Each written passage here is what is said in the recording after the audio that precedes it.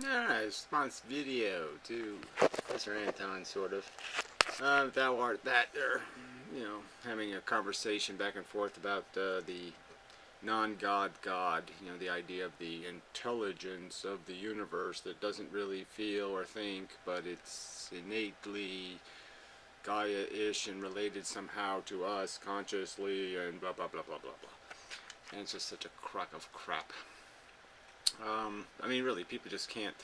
Apparently, they just got to find some way to make the game more than it is.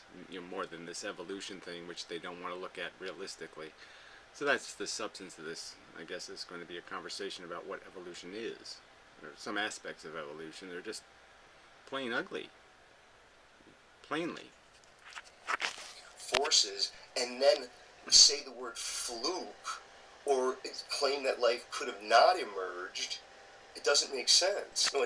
Yeah, so people aren't claiming that the life wouldn't have emerged if you had the same circumstances. The argument being made is that life is the product of a very perfect storm, a lot of very improbable events. It isn't a function of the universe. It isn't something the universe just does.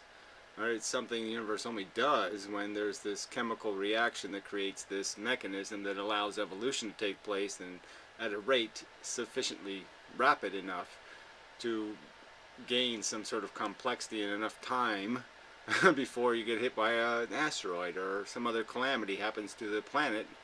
And that's the reality of the universe. Most of the universe doesn't give you enough time to even do any evolution. So there's so many impediments against it. And the fact that we don't see it anywhere else. We don't see any other animated mechanisms on Earth. They don't exist. I mean, stalagmites, stalactites, okay, that's like the closest thing to a living thing. Some crystals growing, quote unquote. There's nothing even close. There's no parallel abiogenesis. There's no parallel single nucleus cells. There's no parallel eyeballs, neurons. Where's the other correlate to a neuron? Where did neurons happen twice in evolution? Where did a thinking machine happen in a second way?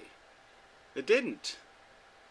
And that's going to mean something as a fact. Okay, as an idea that this isn't the machinery, this isn't what the machine makes as human beings. This isn't what it does. The universe does. It just does stuff because it can do stuff because it is. And the fact that it isn't a magical reason. The reason, if we ever do get some inkling of the mechanism that creates the photon, it's not going to be a magical story. It's not going to be innately intelligent. It's not going to be any of that stuff. It's just going to be a mechanical thing. It's going to be a cause and an effect. And it's not going to be terribly interesting. I promise you. Had to have emerged from that position. And again, it had to have emerged, but just with no purpose, no consequence. It's just doing whatever it's doing, but it's really nothing. Machine and mechanistic metaphors are the dumbest thing ever. When people... Yeah, well, so that's sort of a shot at me, I think. Because I just made a video with the word machine in it as a response to one of his videos, so it sort of fits, I suppose. But anyway, regardless whether it is or isn't a direct statement by him, who knows? Everybody's a veiled pussy, and they can't just directly make an argument to somebody. But anyway, of course it's a mechanism. Every bit of us is a mechanism. And we can see that what we're built out of is just different kinds of mechanisms. And we call, this is again with language. This language is so broken. We call a bacterium and we call a human being, we classify them as living things. And they're living things in entirely different ways. We only have aliveness through colonization. It's like the difference between the living bee and then the beehive actually being an organism that moved around and that had ideas and had thoughts. So if you saw a beehive and beehives actually moved around and they could communicate and they went meow, you would have this dilemma of what is alive, the bees or is the colony alive? So again, we're calling these things the same thing, and they're not really the same thing. Our cells are alive like bacteria are alive, like those things are living things because they reproduce. But what we do as a colony organism, as something made up of living things, is completely different. It's the same, but you can see the mechanism, you can see the mechanicalness of it, in the sense that don't we duplicate exactly what they do? Consume and reproduce? It's exactly the same function, but it's an entirely different structure. It's as different. It's made out of something entirely different. They're made out of raw chemistry, raw gook. Okay, and we're made out of them. Cells are made out of the plasma of life. We're made out of cells. Our consciousness is being created in an atmosphere, okay, of cellular arrangements, neurons, not just the goo. We'll try to talk about the cosmos. Machine just doesn't work. Yeah, so again, it doesn't work. Why? Because you don't like it.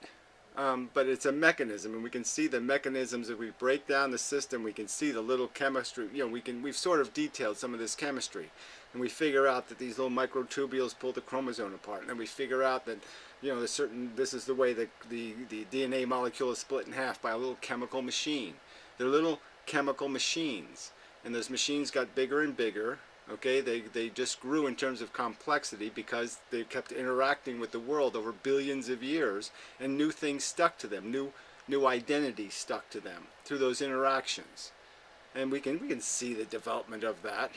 We can see that it was built on this kernel, that it started off with a kernel, the DNA molecule, and then it grew, the kernel grew in a very mechanistic way into a bigger thing that was doing basically the same thing, but just doing it in a much more complex way.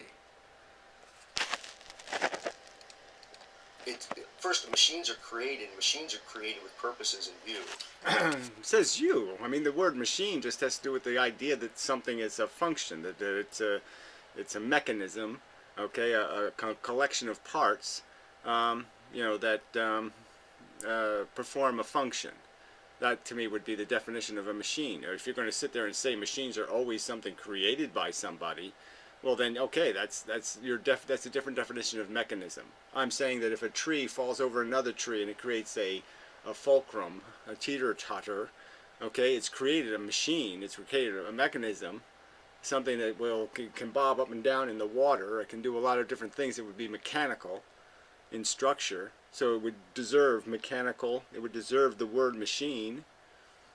But yeah, if you're going to, again, if it's a vocabulary problem, okay, yes, if you're saying machine can only be something created by something with intent, well then yeah, okay, we have to come up with some other word for devices in nature, devices, like a cloud producing snow.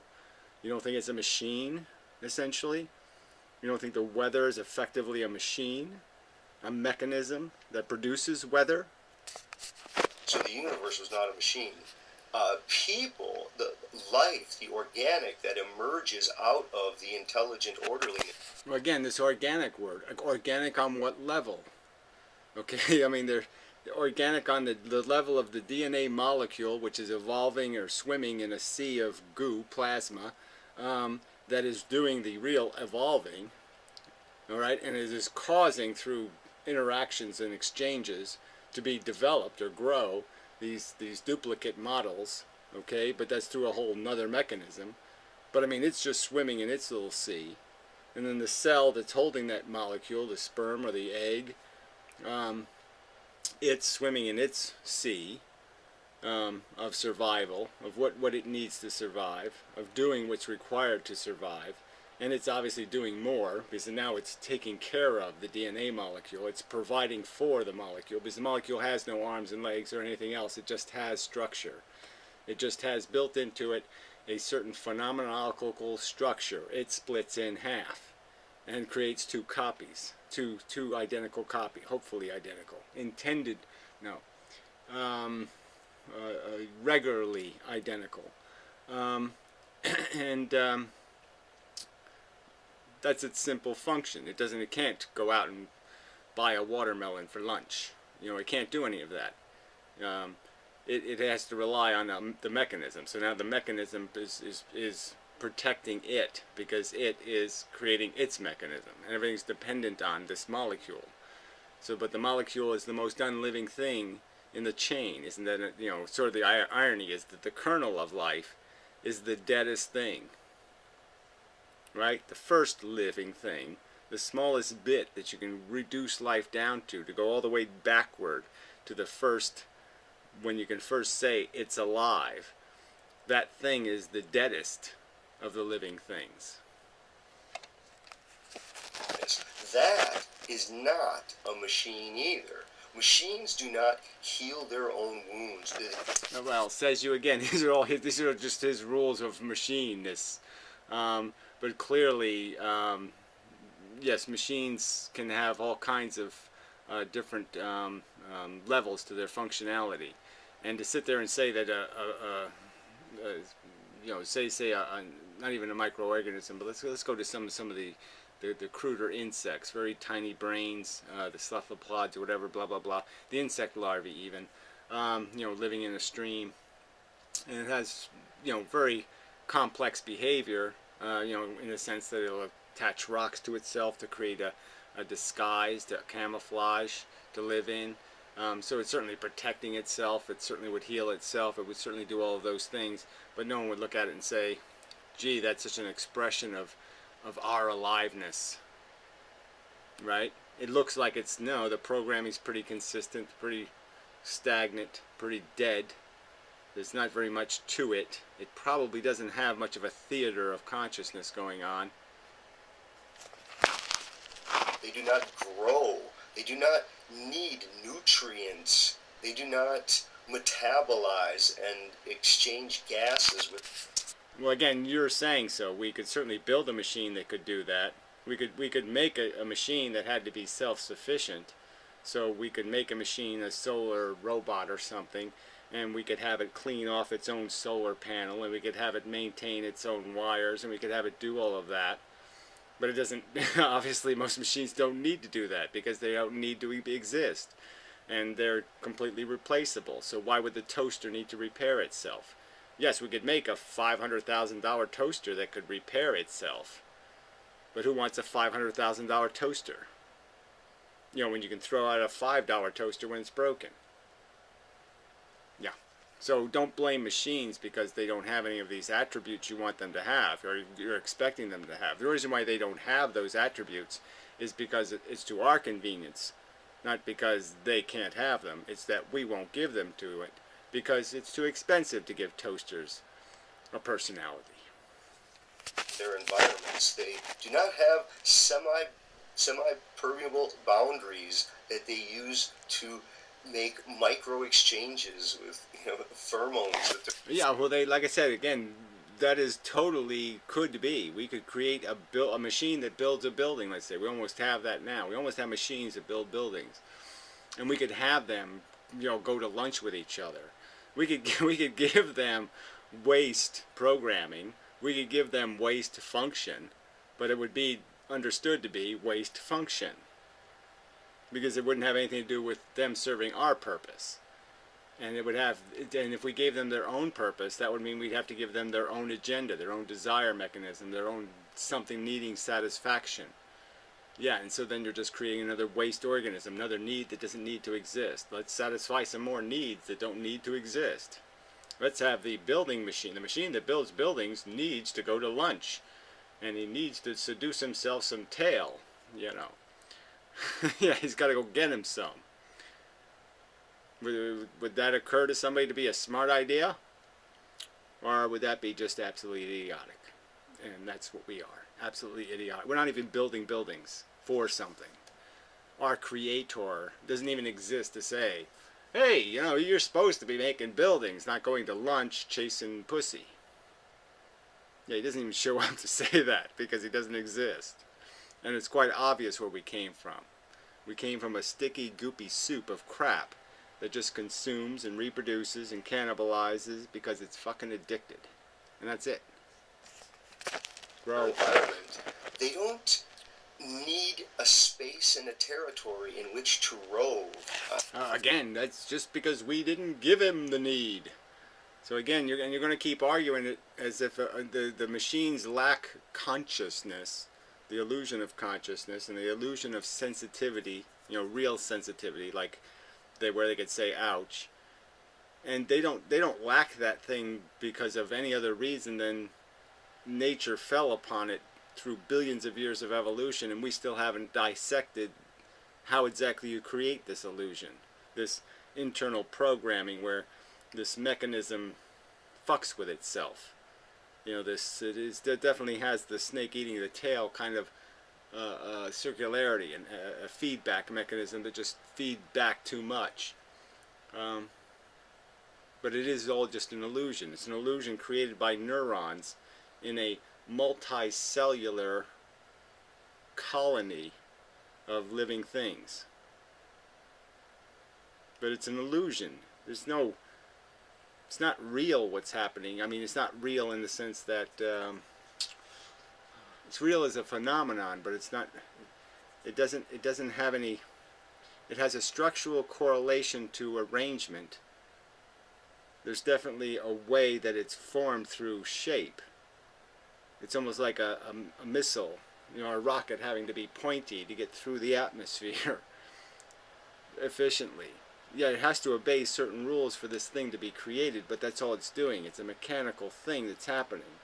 And we know that our freaking psychology and our thoughts and our ideas and our formation of language and understanding and even vocabulary, all of these things happen in a very mechanical way. You do not derive this understanding by mystical function. You do it the same way a machine acquires a function. Somebody has to screw the tool on. Somebody has to program the device to do it. It doesn't just know it innately.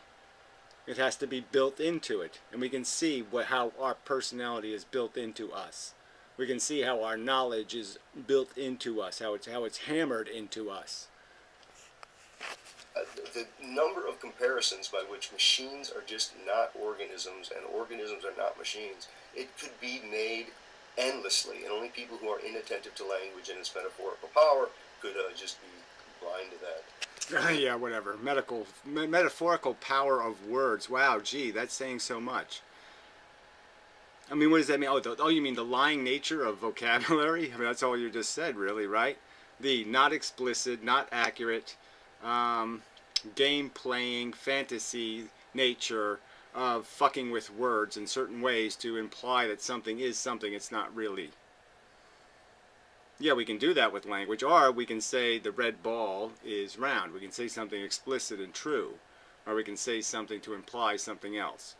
To say that we're not machines is to imply we're something other than, something constructed by cause and effect, okay, by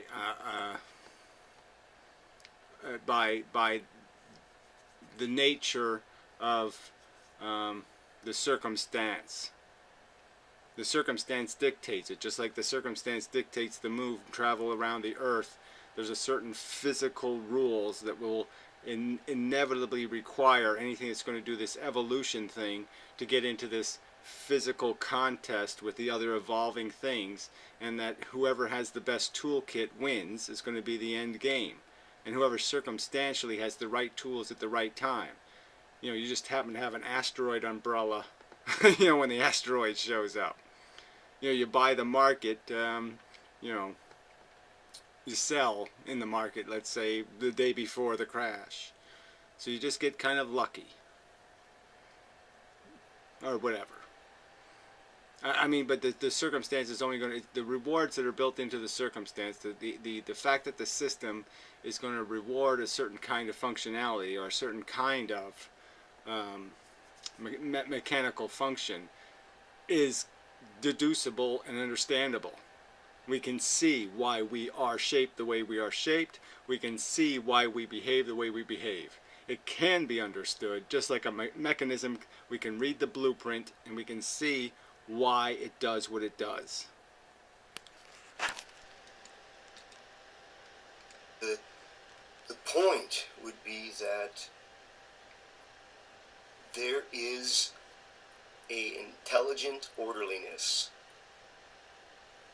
And it, Okay, so this is going to be the tricky word, right? If intelligence is going to be a ball rolls down a hill, or a snowball, or an avalanche cascades down a mountain in a certain orderly way, like the snow in the back doesn't jump to the front, and it actually does, but it tends to, even an avalanche, the snow is tending to roll, which is, but you don't see the rolling. But anyway, I don't want to get a but that orderliness, to call that intelligent, to say that the way snow cascades down a mountain is intrinsically intelligent, or to say that it has form and narrow structure, that it's a filtered product, that it obeys rules, yes.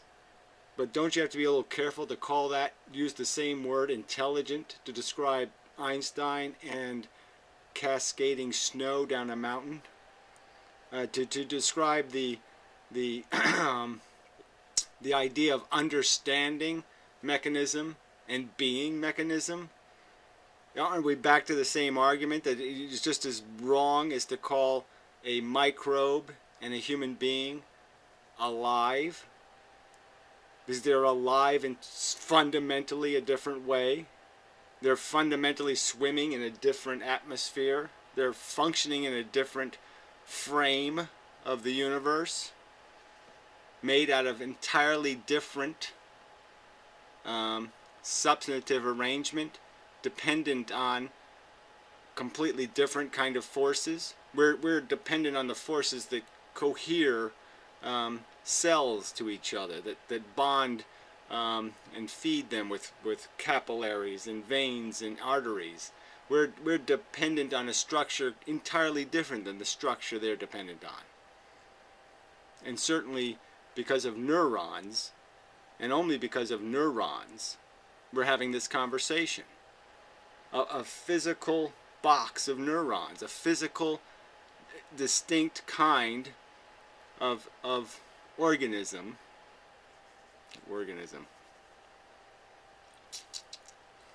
Probably the wrong word to use. I mean, your whole neural colony is essentially an organism, right? From the brain and all its neural connections, if you pulled it out, you can almost say, if you could keep it alive outside of your body, it's an organism. Yeah, pretty much. But regardless, just using a different word, but I'm just saying that that's the distinction. We are that thing. We are that organ. We're not even this body. We're just that neurons. Neurons are us.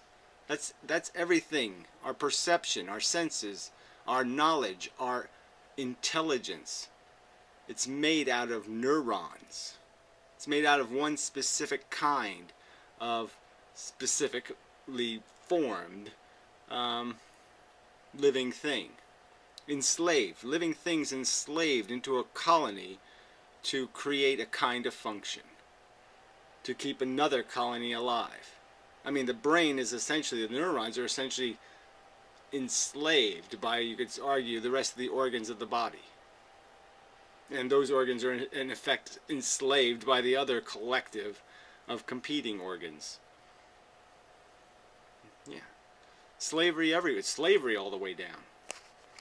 So anyway, but that gets back to the whole parasitic argument and the whole reality of this is what evolution is. You can say it's not a mechanism, but when a leech is sucking its blood, it's a mechanism.